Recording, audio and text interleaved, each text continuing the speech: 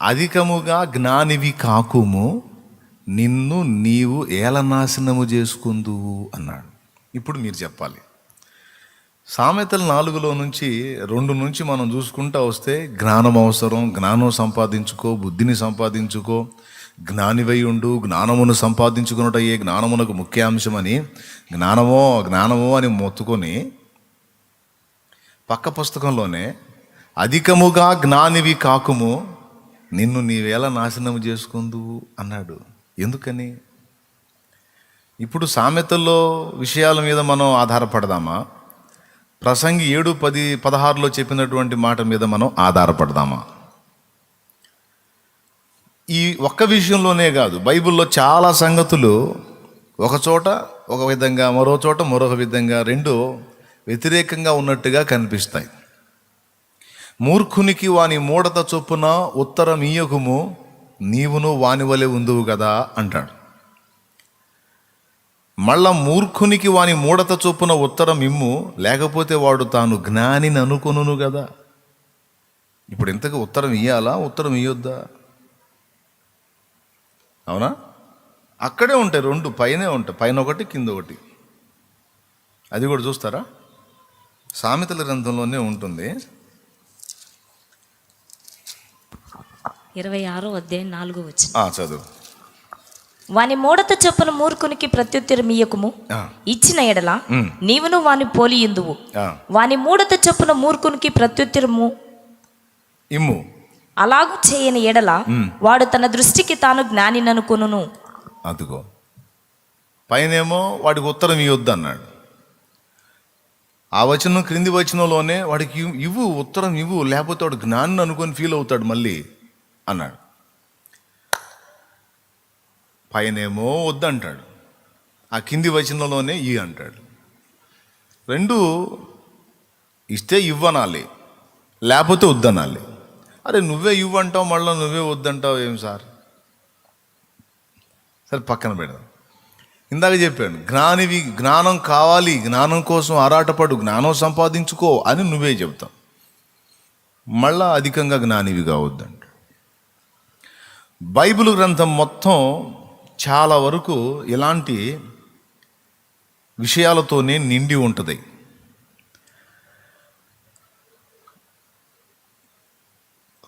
మరీ కొన్ని సందర్భాల్లో అయితే చాలా గలిబిలికి గురవుతాం. దేని మీద డిపెండ్ అవ్వాలో అర్థం కాదు.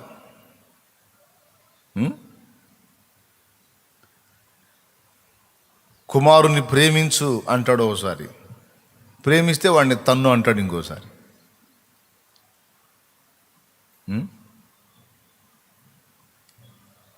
విచిత్రంగా అనిపిస్తుంది. ఎందుకు ఇలా ఉంటుంది అంటే, టోటల్ బైబిల్ మొత్తం కూడా ఒక బ్యాలెన్స్ నేర్పుతుంటుంది మనకి, ఒక బ్యాలెన్స్ నేర్పుతూ ఉంటుంది. ఈరోజు ఆ పాఠాన్ని పరిశుద్ధాత్మ ప్రేరణలో మీకు అందించాలనుకున్నా. కొద్దిగా మనసు పెట్టి బాగా వినండి. బాధలు, కష్టాలు, కన్నీళ్ళు, అప్పులు, తిప్పలు, నొప్పులు, రోగాలు, ఇతరత్ర సమస్యలు మీకు దగ్గర మీకున్నాయి, నాకు దగ్గర నాకున్నాయి. ఎవరికి దగ్గ బరువు వాళ్ళ నెత్తిన ఉంది. ఇంకా మీకు అందరికంటే ఎక్కువగా నాకే ఉంటుంది. ఎందుకు అని అంటే, నాకున్న బాధలు కాక మీ బాధలు కూడా నావిగా ఫీల్ అవుతుంటాను కాబట్టి నాకు కొంచెం అదనంగా ఉంటాయి హింసలు, కష్టాలు, అగచాట్లు. కాబట్టి దేవుని సన్నిధికి వచ్చాం, దేవుని మాటలు వింటున్నాం కాబట్టి అవన్నీ కాసేపు పక్కన పెడదాం. ఎప్పుడు అదే గొడవ కదా మంది. దేవుడు నమ్మదగినవాడు, ఆయన మీద మనం ఆధారపడ్డాం. ఎప్పుడు మనకి ఏది చేయాలో ఆయన తప్పకుండా చేస్తాడు. అదే కదా విశ్వాసం. కాబట్టి మన ప్రతి పరిస్థితిని తప్పకుండా ఆయన చక్కదిద్దుతాడు. ముందు అసలు ఆయన ఏం నేర్పుతున్నాడో నేర్చుకుందాం. జ్ఞానం కావాలా వద్దా? ఒక చోటేమో కావాలి, దాన్ని ఆరాటంగా సంపాదించుకొని అయినా అంటాడు, మరో చోటేమో అధికంగా జ్ఞానాన్ని పొందొద్దు అంటాడు. మూర్ఖునికి వాని మూఢత చొప్పున ఉత్తరం ఇమ్ము అంటాడు, మళ్ళీ ఇయ్యొద్దు అంటాడు. అసలు ఇవ్వాలా వద్దా అంటే, 2 వెంటనే చదివితే అక్కడక్కడ ఉన్నాయి కాబట్టి వ్యతిరేకంగా అనిపిస్తాయి, కానీ కొద్దిగా నిదానంగా వివేచిస్తే అక్కడున్న బ్యాలెన్స్ మనకు అర్థమైంది. మూడునికి వాని మూఢత చొప్పున ఉత్తరం ఇయ్యకుము, నీవును అట్టివాడవై ఉందువు అన్నాడు. దీన్ని ఏ సందర్భంలో అన్వయించాలి? మూఢునికి వాని మూఢత చొప్పున ఉత్తరం ఇమ్ము, లేకపోతే వాడు జ్ఞానిని అనుకుంటాడు కదా అన్నాడు. దీన్ని ఏ టైంలో అప్లై చేయాలి? ఈ రెండు తెలుసుకొని ఉండటే బ్యాలెన్స్ నేర్చుకోవటం. మొట్టమొదటిది, మూఢునికి వాని మూఢత చొప్పున ఉత్తరం ఇయ్యొద్దు అన్నాడు. ఫర్ ఎగ్జాంపుల్, కొంతమంది మూర్ఖులు ఉంటారు. అటు బజారెక్కి రోడ్డు మీద బండబూతులు తిడుతుంటాడు, పిచ్చి పిచ్చిగా పచ్చి పచ్చిగా మాట్లాడతాడు. వాని మాటలకు ఒక నీతి నియమం అంటూ ఉండదు. ఎలా పడితే అలా కోస్తాడు, ఎలా పడితే అలా పిచ్చి పట్టినట్టు మాట్లాడతాడు. మూర్ఖుడు కదా, మూఢుడు కదా, మూఢురాలు కదా, అంతే మాట్లాడేది. అలాగనే నువ్వు కూడా రివర్స్ అయ్యి అదే టైపులో స్పందించావు అనుకో, సరిపోయిద్ది. ఇక అర్థమైందా? ఇప్పుడు ఆమె అరిసింది, ఆయన అరిశాడు, ఇద్దరు కలిసి నేను తిట్టారని నువ్వు కూడా తిట్టావు అనుకో, వాళ్ళు ఇచ్చిన మాట మళ్ళీ తిరిగి నువ్వు వాళ్ళకి ఇచ్చావు అనుకో, చూసేవాడికి ఇద్దరు సమానం అయిపోతారు. అతడు అతనిని ఒక మాట అన్నాడు, అతడు తిరిగి అన్నాడు చెల్లు. ఆమెను ఒక మాట అంది, ఆమె తిరిగి అంది. ఇద్దరు మూర్ఖులే.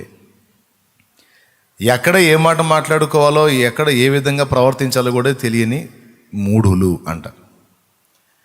కాబట్టి కొన్నిసార్లు మూర్ఖులు మాట్లాడే మాటలకి మౌనం వహించి సహించు, కానీ తిరిగి వానివలే వానికి ఉత్తరం ఇయ్యొద్దు. ఓకే, సరిపోయిందా? అది. మరి ఇక రెండో విషయం ఏంటంటే, ఇది ఆలోచనకు సంబంధించిన విషయం. మూఢునికి వాని మూఢత చొప్పున ఉత్తరం ఇమ్ము, లేకపోతే వాడు తాను జ్ఞానిని అనుకొనును కదా అంటాడు. కొంతమంది భ్రష్ట శిఖామణులు ఉంటారు. ఈ భ్రష్ట శిఖామణులకి తెలియదు, తమంతటా తమకు తెలియదు, ఒకటి చెప్పినా వినరు. నేను జ్ఞానిని, నాకు ఈ సబ్జెక్టు తెలుసు, నాకు ఈ విషయంలో అవగాహన ఉంది, నేను ఇందులో పండితుణ్ణి అని వాడి కూడా అట్లా ఫీల్ అవుతాడు. ఆమెకి అట్లా ఫీల్ అయ్యిద్ది. ఫీల్ అయ్యి వాళ్ళ మెట్ట వేదాంతాన్ని ఎదుటోళ్ళ మీద రుద్దటానికి ట్రై చేస్తారు. అలా ప్రయత్నించినప్పుడు ఖచ్చితంగా వాళ్ళని ఎదుర్కోవాల్సిందే.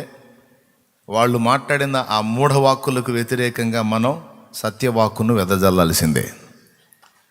లేకపోతే నేను చెప్పేదే కరెక్ట్, నేను చెప్పేదే రైట్ అని వాడు నొక్కి ఒక్కాణించే అవకాశం ఉంది. సబ్జెక్టు విషయంలోకి వచ్చేటప్పటికి అవతల వాడు ప్రజల్ని మిస్లీడ్ చేస్తుంటే తప్పకుండా దాన్ని ఖండించి ఆ మూఢునికి అదే మూఢత చొప్పున ఉత్తరం ఇయ్యాలి. నువ్వు బోధిస్తుంది తప్పు, నువ్వు మాట్లాడుతుంది తప్పు అని ఖచ్చితంగా వాడిని ఖండించి మాట్లాడాలి. లేకపోతే వాడేమనుకుంటాడు, తిరిగి వాడికి ఆన్సర్ చేసేవాడు లేకపోతే నాదే రైట్, నాది రైట్ కాబట్టి ఎవడు నోరు తెరవట్లా, నాది తప్పైతే ఎందుకు నోరు తెరవరు అనుకుంటాడు. కాబట్టి వాని మూఢత చొప్పున వానికి ఉత్తరమి అన్నాడు. అర్థమైందా? ఆ రెండు వచనాలని అలా, అంతేగాని రెండిట్లో ఏదో ఒక వచనాన్ని తీసుకొని అన్ని సందర్భాలకు అన్వయించకూడదు.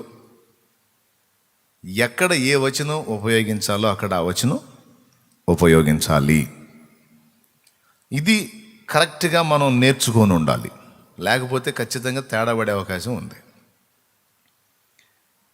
నన్ను ఎవడైనా నువ్వు వెంబడింపగోరిన ఎడల ప్రతిదినము తన సిలువను ఎత్తుకొని తను తాను ఉపేక్షించుకొని నన్ను వెంబడించవలను అంటే అది అక్షరార్థంగా అన్నాడా, అలంకారంగా అన్నాడా, ఉపమానార్థంగా అన్నాడా అన్నది కూడా తెలుసుకోవాలి.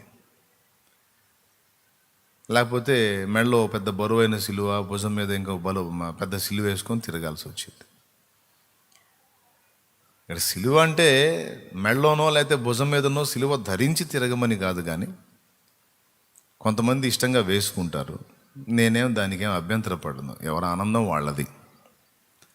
యేసు సిలువను నా గుండెల మీద ధరిస్తున్నానని ఎవరు ఆనందం వాడదు. ధరించు. ఈ మెడలో సిలువ వేసుకొని జీవితంలో సిలువ లేని అనుభవంలో బ్రతికితే మాత్రం వ్యర్థమే. ప్రతిదినము తన సిలువనెత్తుకొని తనను తాను ఉపేక్షించుకొని నన్ను వెంబడించాలన్నాడు. యేసయ్య సిలువనెత్తుకున్నప్పుడు తనను తాను ఉపేక్షించుకున్నాడు. మన రక్షణ కోసం తనను తాను యజ్ఞంగా యాగంగా బలి చేసుకోవడానికి ఇష్టపడ్డాడు. అలాగూ ఎవరైనా నా శిష్యులుగా ఉండగోరితే, నన్ను వెంబడింపగోరితే ప్రతిదినం అతడు లేక ఆమె తనను తాను ఉపేక్షించుకోవాలి. తనకు సమస్తాన్ని అపేక్షించుకోకూడదు. తనను తాను ఉపేక్షించుకోవాలి. తనను తాను తృణీకరించుకోవాలి. అర్థమైందా? అలాగూ సిద్ధపడి సిలువనెత్తుకుని ప్రభు ఎక్కడికి వెళ్ళాడు? వధాస్థలికి వెళ్ళాడు. అలాగే ప్రతిదినము తన ఇచ్చల విషయంలో, వాంఛల విషయంలో, అహం విషయంలో, స్వయం విషయంలో తనను తాను ఉపేక్షించుకొని ప్రతిదినము చనిపోయిన అనుభవంలోనికి నిష్టపడిన వాళ్ళే నా శిష్యులు, శిష్యురాళ్ళు అన్నాడు. అది దాన్ని అలా అర్థం చేసుకోవాలి. నిన్ను ఎవరైనా 1 మైలు దూరం రమ్మంటే వానితో కూడా 2 మైళ్ళు పో. నీ పై బట్టను ఆశిస్తే నీ అంగీ కూడా వానికి ఇమ్ము అన్నాడు. ఈ ప్రక్రియ మనం మొదలుపెట్టామన్న సంగతి తెలిస్తే జనం మొత్తం ఇక భయంకరంగా మన ఒంటి మీద ఏమి లేకుండా తీసుకెళ్తారు. అసలు దాన్ని ఎలా అర్థం చేసుకోవాలి అంటే, ఏ విధంగా చెప్పాడంటే, అక్కర కలిగిన వానికి నీ దగ్గర కొంచెం అడిగితే ఇంకొంచెం ఇవ్వు. సహాయము పొందదగిన వానికి కొద్దిగా సహాయం అడిగితే ఇంకొంచెం చెయ్యి. ఈ విధంగా వాన్ని ప్రేమించి ప్రేమ చేత వాన్ని సంపాదించుకోనమన్నట్లుగా ప్రభు మాట్లాడాడు. ఇట్లాగా యేసయ్య మాటలు కానీ, బైబిల్ గ్రంథంలో ఉన్న వచనాలు కానీ చాలా జాగ్రత్తగా ఆయా సందర్భాలను అనుసరించి ఆ మాటల్ని మనం అన్వయించుకోవాలి. అన్ని సందర్భాల్లో ఒకే విధంగా మాటని తీసుకోకూడదు. నిన్ను వలె నీ పొరుగువానిని ప్రేమించు, ఇతరులకు సహాయం చేయి అన్నారు. ఈ సహాయం చేసే విషయంలో ప్రేమ చూపు అన్నాడు. ఈ ప్రేమ చూపే విషయంలో ప్రేమించమన్నాడు కదా, సహాయం చేయమన్నాడు కదా అని ఓ పద్ధతి పాడు లేకుండా ప్రయాణం చేయొద్దు అంటే బ్రతకొద్దు అని. ప్రేమించు, సహాయం చేయి. కానీ ఇంకో మాట కూడా ఉంది బైబిల్లో, నీ ప్రేమ తెలివితో కూడినదై ఉండాలి అన్నాడు. తెలివి తక్కువ ప్రేమ కాదు, తెలివితో కూడిన ప్రేమ. ఆపదలో ఉన్న వాళ్ళని ఆదుకోవాలి. కొన్నిసార్లు ఏం జరిగిద్దో తెలుసా? ఆపదలో ఉన్న వాళ్ళని ఆదుకోవటం వల్ల ఆ వ్యక్తికి మంచి జరిగినట్టు మనం భావిస్తాం. కానీ మరో రకంగా ఆ ఆదుకున్న వ్యక్తి మన మెడకి ఉరి బిగించే అవకాశం కూడా ఉండకపోదు. అవతలి వాళ్ళు ఇబ్బందిలో ఉన్నారు, మనం ఆదుకోవాలి. దేవుని ప్రేమ. వదిన 2 లక్షలే వదిన, అన్నయ్యకి కూడా చెప్పొద్దు, నేను ఇస్తా వదిన, ఒక్క మాట నువ్వు చెబితే ఆమె ఇస్తానంటుంది. నువ్వు తప్పితే నాకు దిక్కులేరు వదిన. పోన్లే, ఆపదలో ఉంది కదా, దేవుడు ఏం చెప్పాడు? ప్రేమించమని చెప్పాడు అని. అందులో నేను చెబితే ఆమె ఇస్తానందంటే అసలు నాకెంత విలువ ఉంది? ఓవర్ యాక్షన్ చేసి, మధ్యవర్తిత్వం చేసి, ఏం పర్లేదు ఇవ్వమ్మా, ఇస్తుంది, మా వదిన గారు ఇస్తుంది, ఇవ్వు. 2 లక్షలు తీసుకొని వదిన జంపు. ఇస్తానన్న గడువులో వదిన ఇవ్వలా. ఇప్పుడు మరదల గారు పోయి ఎవరిని? ఆమెను అడుగుతుంది. ఏంది వదిన ఇవ్వలేదంట, ఆమె నన్ను అడుగుతుంది అంటే, కుదరలేదు అది ఇదని ఒక 2-3 వాయిదాలు. ఆమె ఏం చేస్తుంది?